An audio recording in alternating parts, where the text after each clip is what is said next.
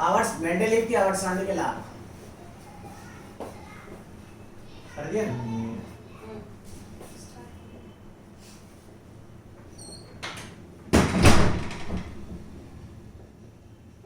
देखिए भाई, आज पढ़ने जा रहे हैं अपन मेंडलीव की आवर्त सारणी के लाभ। इससे क्या लाभ हुए और इसको क्यों अस्वीकार कर दिया गया, इसकी कमियां क्या क्या है।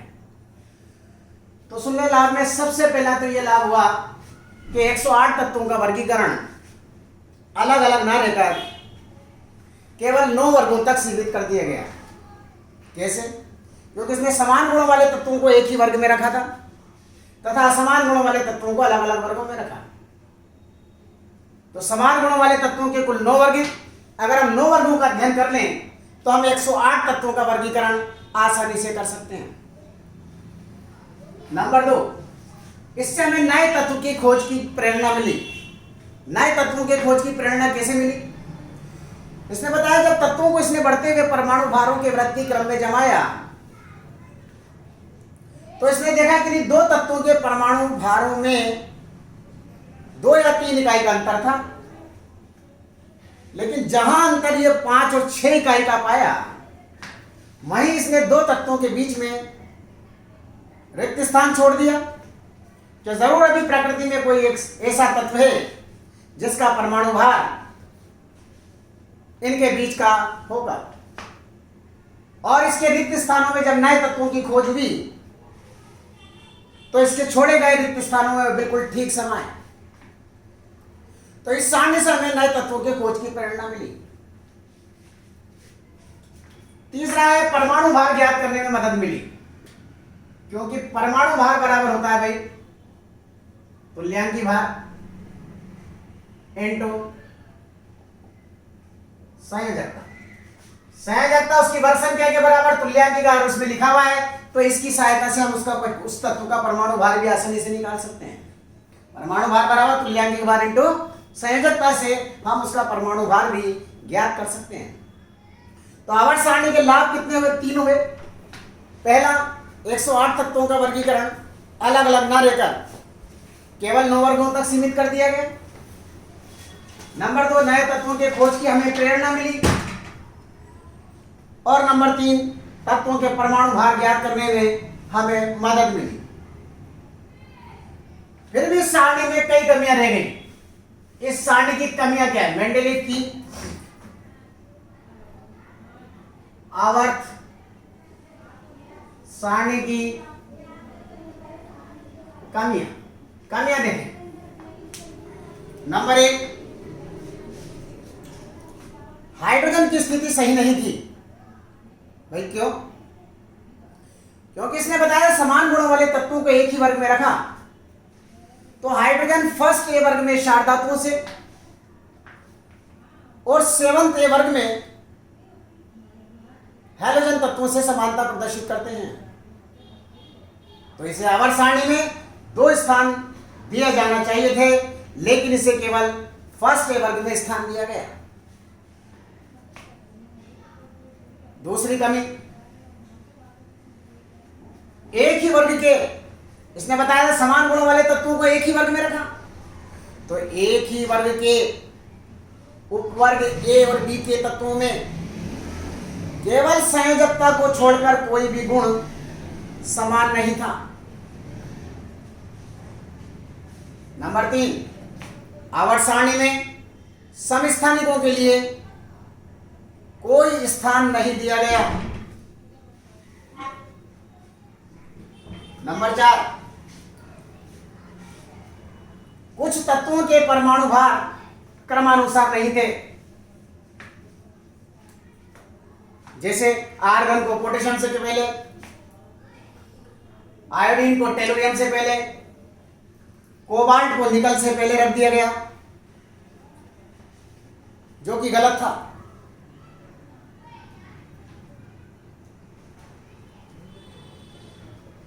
इसके बाद कुछ समान गुणों वाले तत्वों को अलग अलग वर्गों में रख दिया गया और लास्ट कुछ भिन्न भिन्न गुणों वाले तत्वों को एक ही वर्ग में रख दिया गया। ये इसकी क्या हो गई भाई? आवर्त सारणी की कमियां हो गई। अच्छा, पीडीएफ तो सबको मिल चुकी भाई, पीडीएफ सबको भेज चुके हैं, नोट्स हम भेजते हैं, उसमें से लिख लेना, इसमें समझने का काम करेंगे अब। तो मेंडेलीव की आवर्त सारणी की कमियां पहली रही, हाइड्रोजन की स्थिति निश्चित नहीं थी, सही नहीं थी। नंबर 2, एक ही वर्ग के उपवर्ग ए और बी में संयोजकता को छोड़कर कोई भी गुण समान नहीं था। आवर्त सारणी में समस्थानिकों को कोई स्थान नहीं दिया गया। कुछ तत्वों के परमाणु भार क्रमानुसार नहीं थे।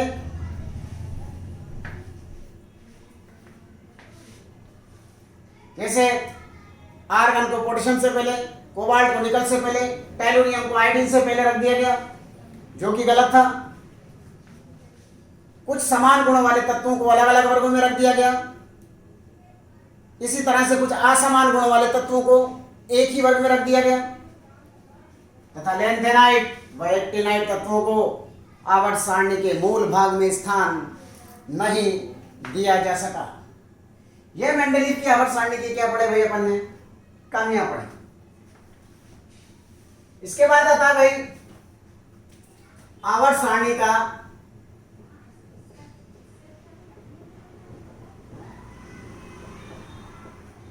दीर्घ स्वरूप। देखिए, आवर्त सारणी के दीर्घ स्वरूप में आधार माना परमाणु क्रमांक को, परमाणु क्रमांक इस सारणी में आधार माना परमाणु क्रमांक को, क्योंकि एक तत्व का परमाणु क्रमांक एक ही होता है। इस सारणी में बताया, यदि तत्वों को बढ़ते हुए परमाणु क्रमांकों के वृद्धि क्रम में जमाया जाए तो समान गुणों वाले तत्व एक निश्चित अंतराल के बाद आते चले जाते हैं। इस आधार पर उसने एक नियम दिया कि तत्वों के भौतिक और रासायनिक गुण उनके परमाणु क्रमांकों के आवर्ती फलन होते हैं। यह नियम आधुनिक आवर्त नियम कहलाया और इसी नियम को ध्यान में रखते हुए एक सारणी का निर्माण किया, जो आवर्त सारणी का दीर्घ स्वरूप कहलाया। तो क्या किया भाई इसमें? आधार किसको माना? परमाणु क्रमांक। और बताया, यदि तत्वों को बढ़ते हुए परमाणु क्रमांकों की वृद्धि क्रम में जमाया जाए तो समान गुणों वाले तत्व एक निश्चित अंतराल के बाद आते चले जाते हैं।